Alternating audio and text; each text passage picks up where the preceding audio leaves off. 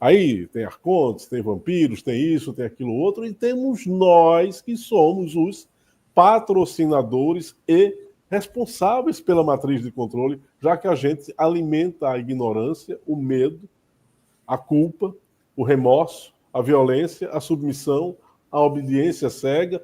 Todos esses fatores são ferramentas, são tecnologia para a manutenção do processo de controle que a Matrix produz. Por conta também das religiões, dos dogmas que foram inseridos aqui, todos nós temos uma interpretação equivocada do que acontece além do que nós entendemos, né? O que está de fora da Terra.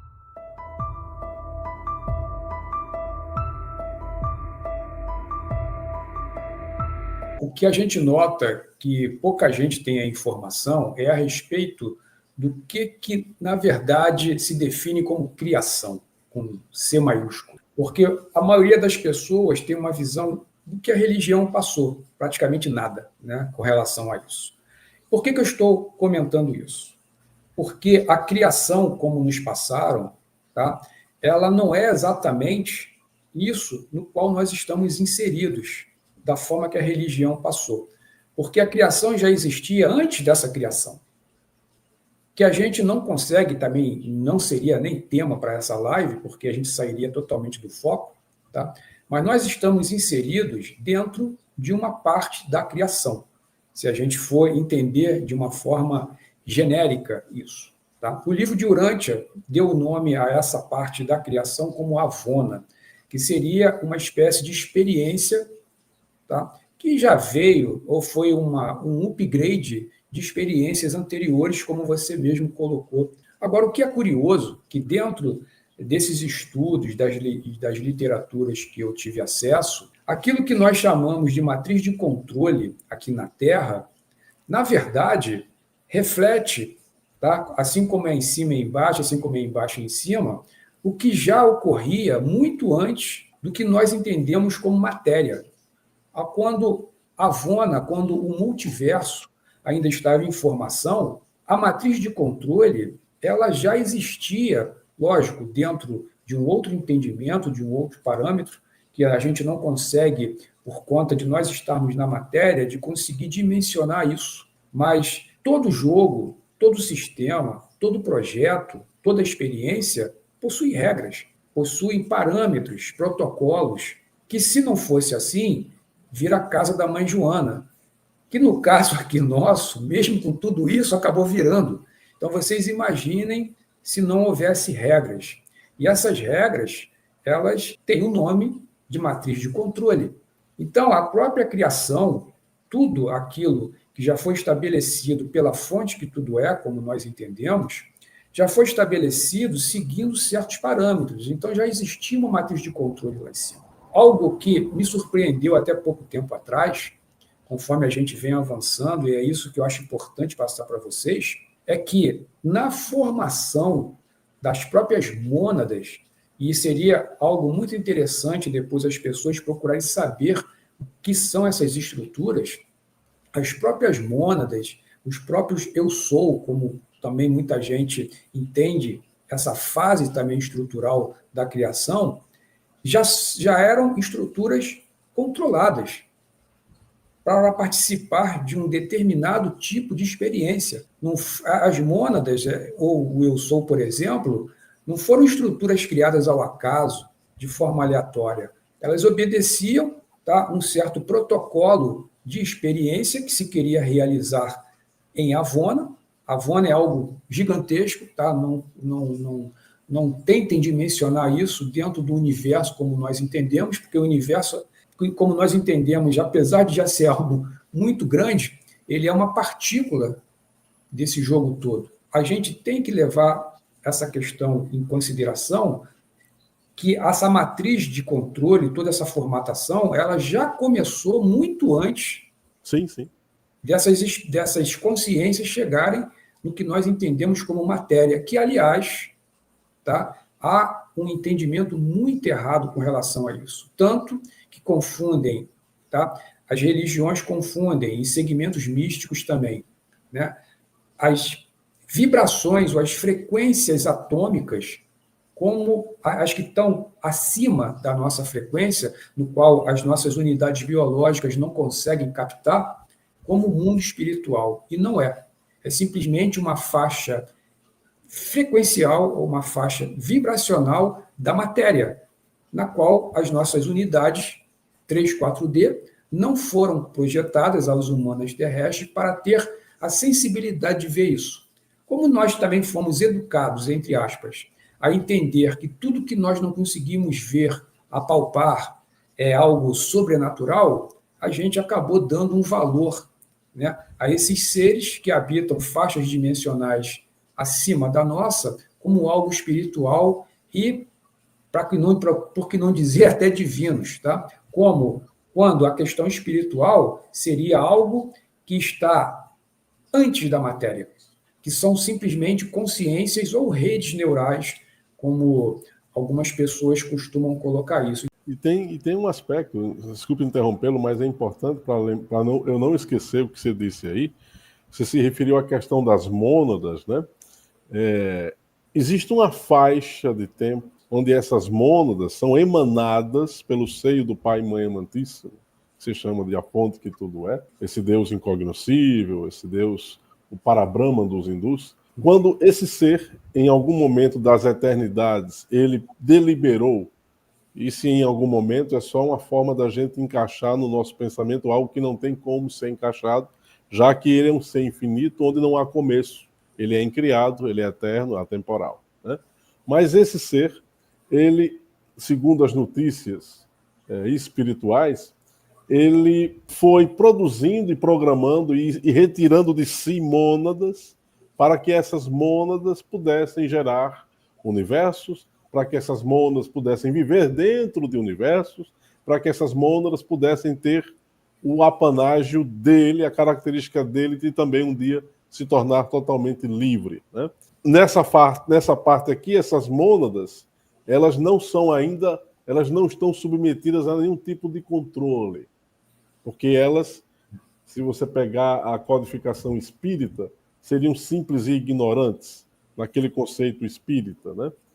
Mas depois, quando essas mônadas são, entre aspas, obrigadas a encarnar e a mergulhar em mundos materiais com a frequência que você se referiu, nessa frequência que nós estamos em outros mais densos, essas mônadas passam a ser revestidas de determinados corpos, revestidas de determinadas frequências, e aqui se inicia a matriz de controle pelas forças demiúrgicas que geram os universos e por outras forças que a gente nem pode hoje aqui mencionar de forma tão objetiva ainda.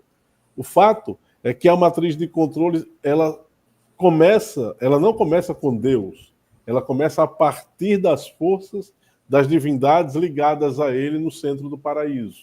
E, na medida em que os universos vão se desenvolvendo, vão deixando de existir, outros vão surgindo, o controle permanece, mas, lógico, o controle tem que ter isso que o André se referiu há uns 5 minutos atrás, de que é preciso ter leis para administrar a questão universal. Isso é a coisa mais lógica que a gente pode mencionar, ou qualquer universo dentro do multiverso. O problema é que houve corrupção, e há corrupção na administração desse processo. Isso fere a suscetibilidade de algumas pessoas quando elas estudam o livro de Urântia e o endeusam como sendo um livro perfeito, ou endeusam o livro dos Espíritos de Kardec, ou endeusam a doutrina secreta.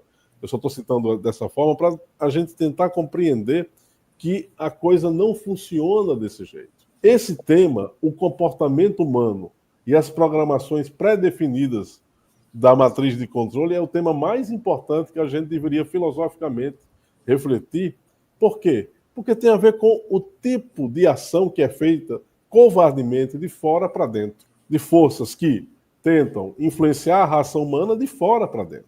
Aí tem arcontes, tem vampiros, tem isso, tem aquilo outro, e temos nós que somos os patrocinadores e responsáveis pela matriz de controle, já que a gente alimenta a ignorância, o medo, a culpa, o remorso, a violência, a submissão, a obediência cega. Todos esses fatores são ferramentas, são tecnologia para a manutenção do processo de controle que a Matrix produz. Na verdade, a Matrix, que vem de matéria, matter, né, é a própria manifestação objetiva disso aqui tudo. Não apenas é a restrição por parte de possíveis arcontes, mas é a vivência desse reino holográfico onde a gente está inserido. Isso aqui é uma matriz de controle. Ah, mas isso é uma prisão definitiva, nós não temos como sair disso aqui. Claro que temos. Pitágoras dizia, se há um mecanismo onde o problema surge, há um mecanismo onde a solução também aparece. Nós temos como sair dessa prisão terra. O André fez referência no início ao fato de que a matriz de controle foi importada de fora para cá.